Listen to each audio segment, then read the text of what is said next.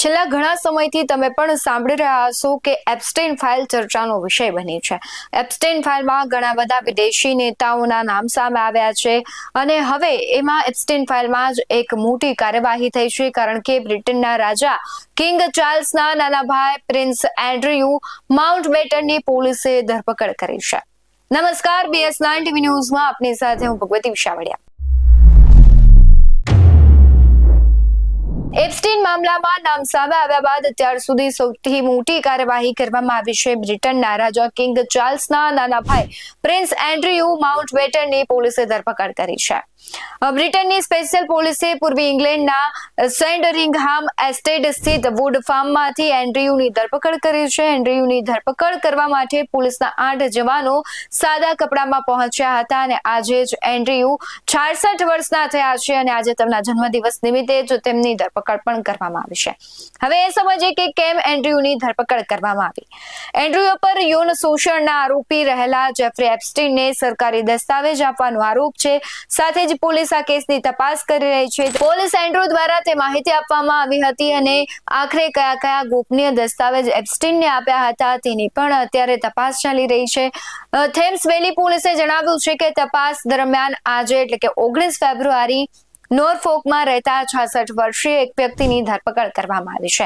તેમના પર જાહેર પદના ખોટા ઉપયોગની શંકા છે, ત્યારે પોલીસ બર્કશાયર અને નોરફોકમાં કેટલીક જગ્યાએ તપાસ કરી રહી છે. ત્યારે પોલીસ પ્રમાણે ધરપકડ કરાયેલી વ્યક્તિ કસ્ટડીમાં છે. નિયમો પ્રમાણે તેનું નામ જાહેર કરવામાં આવશે. આ મુદ્દે તપાસ કરવામાં આવી રહી છે તેવું કહી રહ્યા છે પોલીસ. તેથી લોકોને અપીલ કરવામાં આવી છે કે સમાચાર પ્રકાશિત કરવા સમયે કોર્ટના તિરસ્કારથી બચે.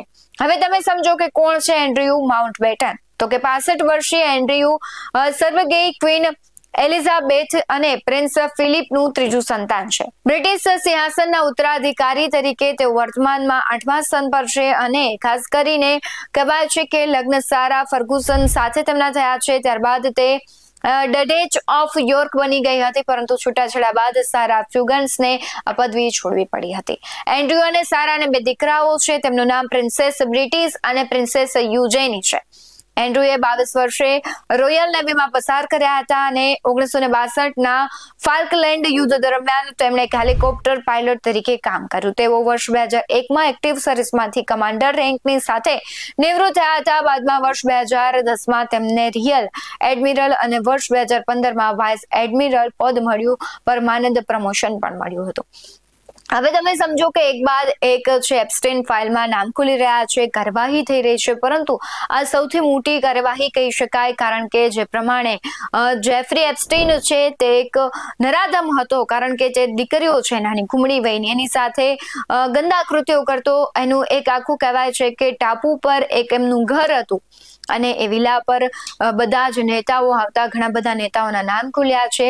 ડોનાલ્ડ ટ્રમ્પની પણ નામની શંકાઓ થઈ રહી છે. ઘણી બધી વખત આપણે ચર્ચાઓ પણ કરી છે, પરંતુ આ એપ્સ્ટેઇન ફાઇલમાં સૌથી મોટી કાર્યવાહી છે અને આગામી દિવસોમાં પણ હજુ ઘણા બધા નવા રાઝ ખુલી શકે તેવી શક્યતાઓ થઈ રહી છે, કારણ કે એક આખી ઘટના છે એમાં એક પત્રકારનો મહત્વનો રોલ હતો. એ મહિલા પત્રકારે જ ક્યાંક ને ક્યાંક આ એપ્સ્ટેઇન ફાઇલ છે તેનું સત્ય બહાર લાવવાનો પ્રયાસ કર્યો હતો.